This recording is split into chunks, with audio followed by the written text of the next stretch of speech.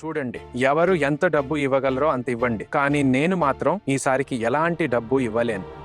అమ్మా, మీ చిన్న కొడుకు వాటా ఎంతైతే ఉంటుందో అది ఇచ్చేస్తారు. నా చిన్న కొడుకు డబ్బులు ఇస్తాడా లేదా అనేది నువ్వు నిర్ణయిస్తావా? మీరే చూడండి వదినా, ఈ ఇంట్లో ఏమవుతుందో.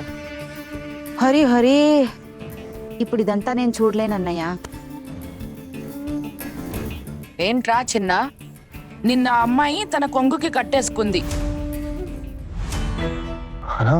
నా తరపున ఎందుకు మాట్లాడుతున్నారు? నా దగ్గర అసలు డబ్బే లేదు, నేను ఎక్కడి నుంచి తెచ్చిస్తాను? నా దగ్గర ముందు నుంచే కొంచెం డబ్బుంది, ఆ ధైర్యంతోనే మాట్లాడుతున్నాను. మీరు నన్ను నమ్మండి. నీ డబ్బు నీ దగ్గరే ఉంచుకో. నా దగ్గర ఉంచుకోవడానికి కాదమ్మా డబ్బు, ఇంటి అవసరాలకు పనికొస్తుందని. అయినా నేను ఈ డబ్బులతో ఏం చేస్తాను? ఎంత ఖర్చు పెట్టాలో అంత పెట్టేశాను. అవును, అందరి కోసం ఏమీ చేయలేకపోయాను, కానీ ఇప్పుడు అందరికీ ఉపయోగపడితే ఇంతకంటే మంచిదేముంది?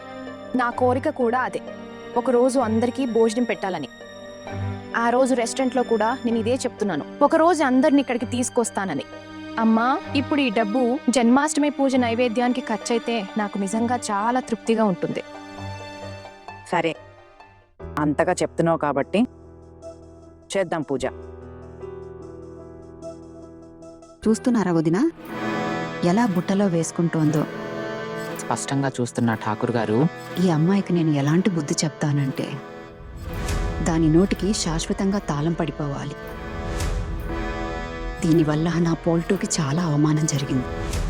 దీనికి ఖచ్చితంగా బుద్ధి చెప్పాల్సిందే. నా పోల్టూ కూడా దీన్ని ఎప్పటికీ వదిలిపెట్టడు. ఈ దరిద్రపు కొట్టుకి ఇలాగే జరగాలి. మరి నా టుక్కుని చూడండి, నేనే ఖర్చు పెడతాను అని చిలుకలా ఎలా వల్ల వేస్తున్నాడు. వదిన, టుకున్ సెలవులు ముగియగానే వెళ్ళిపోతాడు, కానీ నా కొడుకు ఇక్కడే ఉండాలి కదా. అరే, వీళ్ళు ఇలా పదే పదే డబ్బులు అడుగుతూ ఉంటే ఈ ఇంట్లో మనం బతకడం కష్టమైపోతుంది కదా. ఇప్పుడే చూడండి, ఈ ఇంట్లో నాశనానికి నాంది పడింది. మన వదినైతే అసలు ఇలా ఉండేది కాదు. ఏమైందో ఏమో ఈమెకు. ఈ అమ్మాయి ఉంది కదా, ఇంటి పరువునంతా మంట కలిపేస్తుంది చూడండి. అరే ఠాకూర్ గారు, నా భర్త కొడుకు ఇద్దరి దగ్గర నుంచి డబ్బు గుంజుతోంది, ఎవరినీ వదిలిపెట్టలేదు.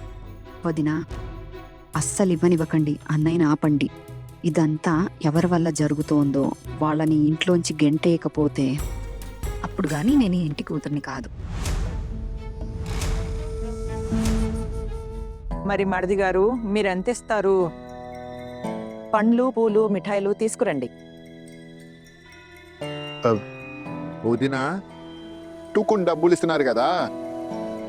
టుకున్ తన వంతు వాటా ఇస్తున్నాడు, నా ఇద్దరు కొడుకులు కూడా ఇస్తున్నారు కదా. ఇప్పుడు ఒకరు ఇచ్చారు కాబట్టి ఇంకొకరు ఇవ్వకూడదు అని ఏం లేదు కదా.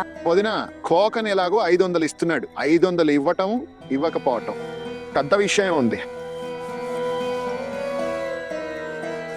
నా దగ్గర ఉంటే నేను నిజంగానే ఇచ్చేవాడిని బాబాయ్ గారు. నా దగ్గర నిజంగా ఎంతకంటే ఎక్కువ లేవు, మీరు నమ్మండి. అయినా ఎక్కడి నుంచి తేను? షాప్ వల్ల నేను ఎంత సంపాదిస్తున్నాను మీకు అంతా తెలుసు కదా. నీ వంతు భారాన్ని ఎప్పుడు ఇతరులే మోస్తూ వస్తున్నారు కదా.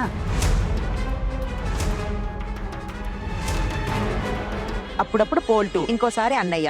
నోరు జాగ్రత్త ఠాకూర్ గారు, కొంచెం ఆలోచించి మాట్లాడండి. ఇంతవరకు ఇంటి ఖర్చు కోసం పోల్టు దగ్గర 1 రూపాయి కూడా తీసుకోలేదు. వాడికి ఎంత వీలైతే అంతే ఇస్తాడు. ఇక మరిది గారు, మీ దగ్గర కూడా ఎప్పుడు ఎక్కువ డబ్బులు తీసుకోలేదు. మరి నా పెన్షన్ డబ్బులు మాట ఏంటి? అదంతా నా కుటుంబం మీదే కదా ఖర్చు పెడుతున్నాను. దానికే విలువ లేదా? ఎవరి భారం మోస్తున్నారో అందరికీ తెలుసు. ఒకవేళ ఎవరైనా ఎవరి భారమైనా మోస్తుంటే అది నేనే. నా కొడుకు ఇంటి ఖర్చు నేనే ఇస్తాను. మీకు డబ్బు ఇవ్వాలని లేకపోతే మీ డబ్బు నాకేం అవసరం లేదు. జన్మాష్టమి పూజ ఏమీ జరగదు. కాదమ్మా, ఇది సరికాదు. ఇప్పుడు మీరే పూజ గురించి మాట్లాడారు కదా, ఆ పూజని ఎవ్వరూ ఆపలేరు. మీరు ఎలా అనుకుంటే అలానే పూజ జరుగుతుంది. నీ పుట్టింటి నుంచి ఎన్ని కోట్లు తెచ్చావేంటి? ఇది తెలుసుకుని మీరేం చేస్తారు అత్తయ్య గారు? నా దగ్గర డబ్బు లేకపోయినా అప్పుడు కూడా పూజ జరుగుతుంది. అచ్చో అలాగే జరుగుతుంది. అమ్మ ఎలాగైతే అనుకుందో. మాట మాటకి ఇంత ధైర్యం ఎక్కడి నుంచి వస్తుంది నీకు? ఈ ధైర్యం నాది కాదు బాబాయ్ గారు, ఇది మా అత్తయ్య గారి ధైర్యం. ఈ సృష్టిని నడిపించే ఆ శ్రీకృష్ణ మురారి గారి కోరిక. పైన ఎలాగూ అమ్మ ఎప్పుడు ఏమీ అడగదు, ఇదొక్కటే కదా కోరుకుంది. కాబట్టి ఆమె కోరిక తీర్చడం మన బాధ్యత.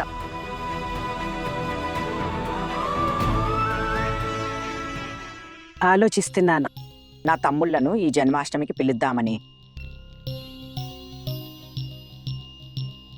మీరు మీ పుట్టింటికి ఎందుకు వెళ్ళారో ఇప్పుడు అర్థమైంది. మీరు మీ పుట్టింటి వాళ్ళని ఆహ్వానించాలనుకుంటున్నారు, అందుకే ఇదంతా చేస్తున్నారు. కాకపోతే మన ఇంట్లో ఇంత ఖర్చు పెట్టి ఎప్పుడైనా పూజ జరిగిందా ఏంటి? కానీ మీరెప్పుడు ఇలా చేయమని అడగలేదు కదా.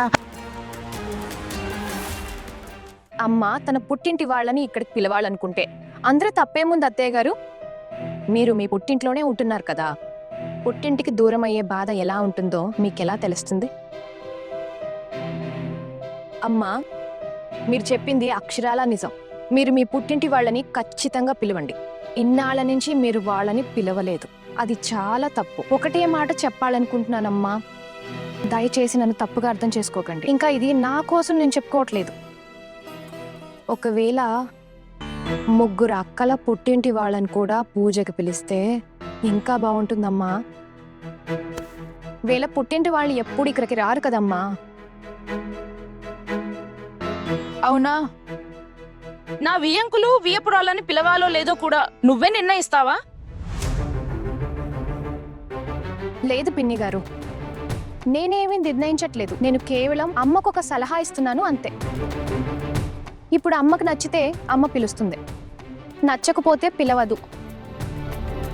పుట్టింటి వాళ్ళను ఆహ్వానించే మాట వినగానే అందరి ముఖాలు ఎంత వెలుగుతున్నాయో, ఎంత సంతోషంగా ఉన్నారో.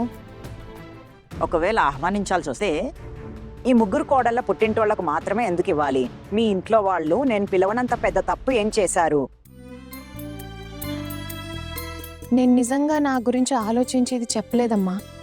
సరే, ఏదైతే అదే అవుతుంది. తుకున్, పెద్దమ్మ, మీకేది కావాలన్నా నాకు చెప్పండి, నేను సిద్ధంగా ఉన్నాను. ఎందుకు నువ్వెందుకు ఎప్పుడు అందరికంటే ముందుంటావు? మనకు ఖర్చులు లేవా? ఈ పూజ కోసం వీడు తన డబ్బులు తగలేస్తారట. అరే, డబ్బులు దాచుకోవడం నేర్చుకో. అనవసరపు ఖర్చులు పెట్టాల్సిన అవసరం లేదు. నాన్న, మీకు డబ్బుకు సంబంధించి ఏదైనా అవసరం ఉంటే నాకు చెప్పండి, నేను ఎక్కడి నుంచైనా సర్దుబాటు చేస్తాను. చూడండి, నేను ఈసారి జన్మాష్టమికి పెద్దమ్మ కోరుకున్నట్లే జరగాలని అనుకుంటున్నా. నాన్న, జన్మాష్టమి పూజ జరిగితే ఇంట్లో అందరూ సంతోషిస్తారు కదా, పిల్లలు కూడా ఎంత ఆనందిస్తారు. ఇక సంపాదించేది దేనికోసం? కుటుంబ సంతోషం కోసమే కదా. నేను సంపాదించి ఏం లాభం, నేనెంత కూడా చేయలేకపోతే? నాన్న, పూజ జరిగితే అమ్మ కూడా నిజంగా చాలా సంతోషిస్తుంది. తను కేవలం ఇప్పుడు కోపంగా ఉంది కాబట్టి అలా అడ్డుపడుతోంది. లేదు, అస్సలు కుదరదు. ఇలా డబ్బు వృధా చేసి సంతోషాలను కొనుక్కోవాలనే ఆసక్తి లేదు. ఒకవేళ అక్కయ్య తన డబ్బులు ఖర్చు పెట్టి ఎవరినైనా పిలవాలనుకుంటే పిలవనివ్వండి. కానీ నా భర్త, నా కొడుకు ఒక్క పైసా కూడా ఇవ్వరు, ముందే చెప్తున్నాను. ఎంత నీచంగా మాట్లాడుతూనే వచ్చినదానా? ఇప్పుడు ఈ డబ్బులన్నీ నీ భర్త వైపోయాయా? లేదు లేదు వదిన, మీరు తప్పుగా అర్థం చేసుకుంటున్నారు. దాని ఉద్దేశం అది కాదు. ఇప్పుడు చూడండి, మాకు కూడా వయసు అయిపోతుంది కదా. రేపు ఖర్చులు వస్తాయి, జబ్బులు వస్తాయి. డబ్బు కావాలి కదా వదిన, దానికి పొదుపు చేసుకోవాలి కదా. నేను ఎప్పుడు ఈ కుటుంబం కోసం ఏమీ చేయలేదా మరిది గారు? నా ప్రాణం పెట్టి ఈ సంసారాన్ని చక్కదిద్దుతున్నాను. నా పెన్షన్ డబ్బులన్నీ ఈ ఇంట్లోనే కదా ఖర్చు పెడుతున్నాను.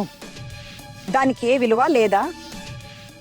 మోదిన, మీకిద్దరేసి కొడుకులు ఉన్నారు, కానీ మాకు ఒకే ఒక కొడుకున్నాడు. మీకిద్దరు కొడుకులు, వాళ్ళ కోడళ్ళు, వాళ్ళ పిల్లలు, మీకెంతమంది ఉన్నారు? అందుకే మీరు ఎక్కువ డబ్బులు ఇవ్వాల్సి వస్తుంది. మీకు ఖర్చులు ఎక్కువ కదా.